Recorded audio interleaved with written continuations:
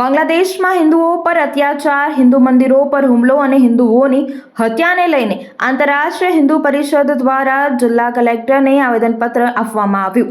બાંગ્લાદેશમાં ફસાયેલા એક ભારતીયએ જણાવ્યું કે ઢાકામાં છેલ્લા કેટલાય દિવસથી લોકો રસ્તા પર ઉતરી આવ્યા છે।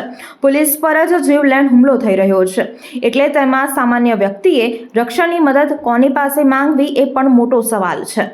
કાયદો અને વ્યવસ્થા સંપૂર્ણપણે પડી ભાગ્યા છે। મોટાભાગના હિન્દુઓ છેલ્લા ઘણા સમયથી ઘરની બહાર જ નથી નીકળ્યા। ઘરમાં અનાજ પણ ખૂટવા આવ્યા છે, પણ સ્થિતિ અત્યારે ખૂબ જ ગંભીર છે।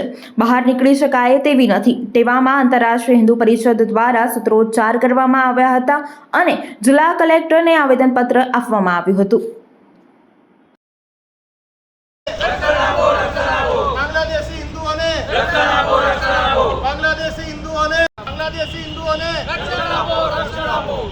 बांग्लादेशी हिंदुओं ने रक्षण आपो, रक्षण आपो, सुरक्षा आपो, सुरक्षा आपो। बांग्लादेशी हिंदुओं ने सुरक्षा आपो, सुरक्षा आपो। बांग्लादेशी हिंदुओं ने सुरक्षा आपो, सुरक्षा आपो। बांग्लादेशी हिंदुओं ने सुरक्षा आपो, सुरक्षा आपो। बांग्लादेशी हिंदुओं ने रक्षण आपो, रक्षण आपो। जय जय श्री राम, जय जय श्री राम, जय जय श्री राम।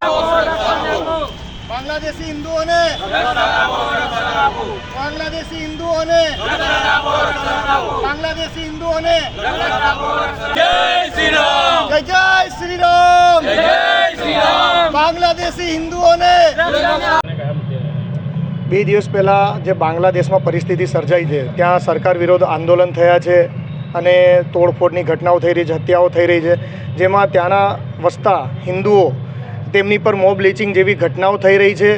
મંદિરો તોડી રહ્યા છે, મંદિરો સળગાઈ રહ્યા છે, હિન્દુઓને જાનમાલને આગ ચંપી કરી રહ્યા છે, એમને નુકસાન કરી રહ્યા છે અને ઘણા બધા હિન્દુઓની જાહેરમાં હત્યાઓ કરવામાં આવી રહી છે, જેનો આંતરરાષ્ટ્રીય હિન્દુ પરિષદ વિરોધ કરે છે અને સરકાર પાસે માંગણી કરવા આવ્યા છે કે બાંગ્લાદેશમાં વસતા હિન્દુઓને સુરક્ષા આપે, મંદિરોને સુરક્ષા આપે અને ત્યાંના આર્મી ચીફને કેવડાવે કે હિન્દુઓની સુરક્ષા કરે।